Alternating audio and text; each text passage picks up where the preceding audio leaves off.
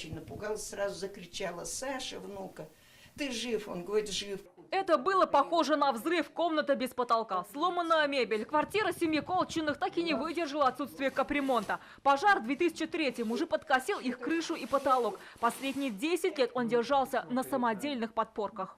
Вот она сгнила. Один конец, а вон там другой конец. В копоти и пыли именно так сейчас выглядит комната без потолка. Очень сложно здесь дышать. До сих пор вот есть балки, которые не успели, слава богу, упасть.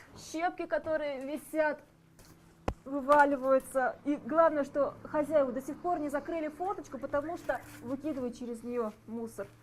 Дом-то между небом и землей. Дом не принимает на баланс ни администрация города, ни управляющие компании. Такой дом-фантом с реальными жителями и нереальными проблемами. Жилой объект принадлежал торговому единству. Предприятие ликвидировалось, дом остался бесхозным. На все просьбы жильцов заняться ремонтом классические ответы чиновников. Управляющая компания сказала то, что у нас таких гнилушек полный Чистополь. Нигде не зарегистрировано, никому не принадлежит.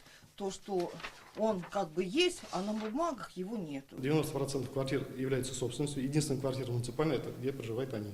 То, что дом будто фантомный, исполком не удивило. И по мнению руководства, обращения улучшить жилищные условия тоже не поступали. Но есть бумаги, где написано обратное.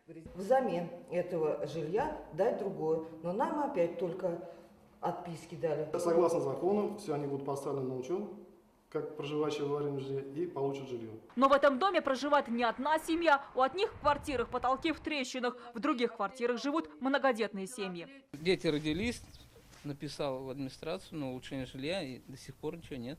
После нашего визита исполком наконец-то решил направить экспертов, чтобы оценить состояние дома. Колчинам же обещают ремонт квартиры и временное жилье.